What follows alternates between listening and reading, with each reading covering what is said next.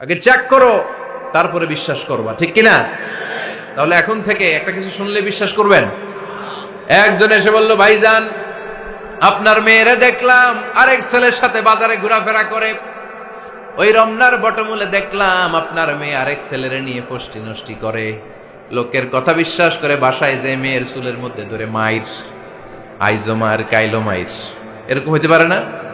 হয়তো ওই লোক আপনার মেয়ের মতো দেখতে আরেক মেয়েকে দেখছিল। এরকম হয় কিনা সমাজে?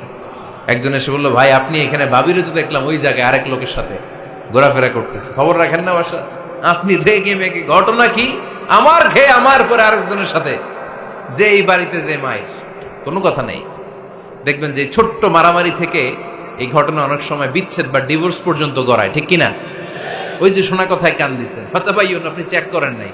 হয়তো আপনার স্ত্রীর মতো দেখতে বা আপনার স্ত্রী যে জামা পরে, যে পোশাক পরে, এরকম পোশাক পরে আরেক নারীকে দেখছে, আপনার বউ না এটা।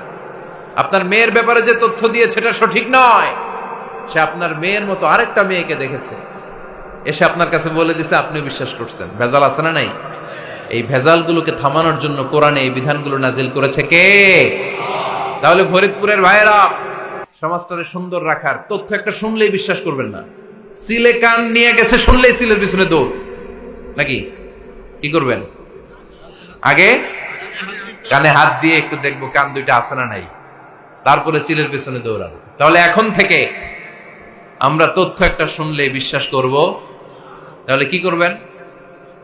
বলতে হবে কি করবেন? যাচাই বাছাই, জাস্টিফিকেশন অফ দ্য নিউজ।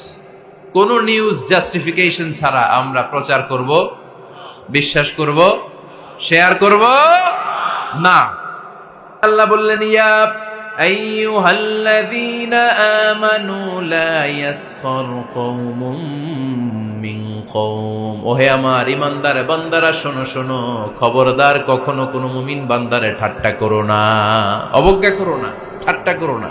তার মনে কষ্ট হয় এমন কোন কথা তারে বলো না। Never scoff of anybody.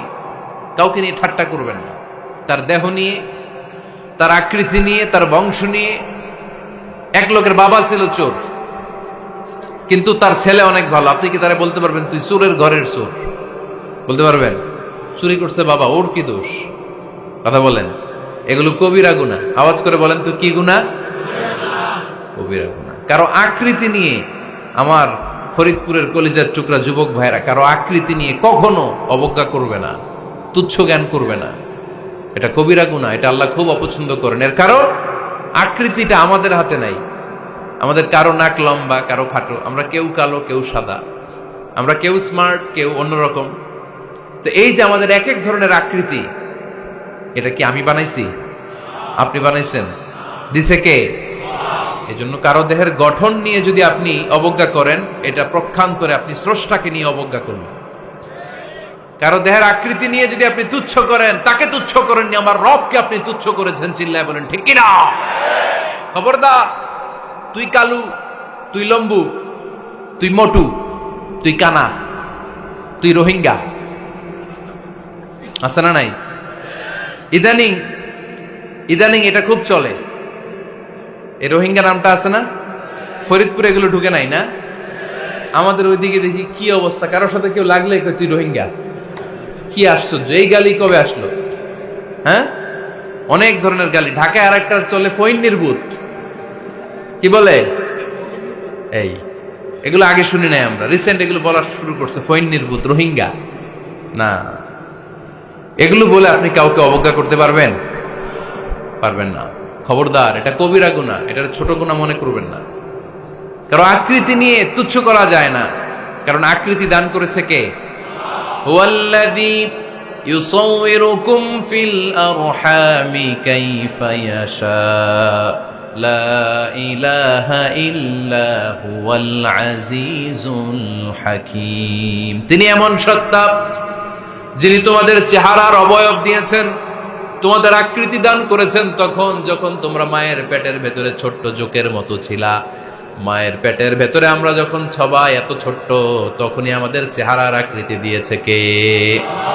কে সুন্দর হব, কে ছেলে হব, কে মেয়ে হব, কে মোটা হব, কে চিকন হব, আমার ইচ্ছা হয়েছি? আওয়াজ করে বলতে হবে, কার ইচ্ছায়? প্রত্যেককে যদি আল্লাহ প্রত্যেকের নিজের চেহারা ডিজাইন করতে দিতেন, আল্লাহ যদি বলতেন তোমার চেহারাটা কেমন হবে তুমি ডিজাইন করো, তাহলে আপনি আপনারা কেমন বানাতেন?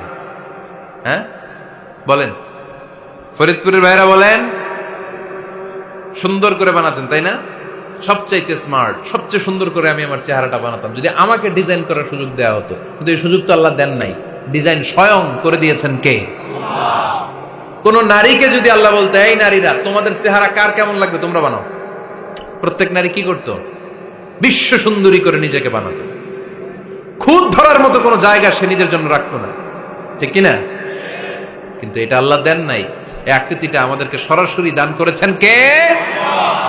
খবরদার, আমাদের অনেকে বিকলাঙ্গ, আমাদের অনেকের হাত ছোট, পা বড়, দেখতে মোটা, কেউ চিকন কেউ কালো। খবরদার, কারো আকৃতি নিয়ে কখনো কোনো অবজ্ঞার সুরে, ঠাট্টার সুরে কোনো কথা আমরা বলবো না। রাজি আছেন? সবাই রাজি আছেন?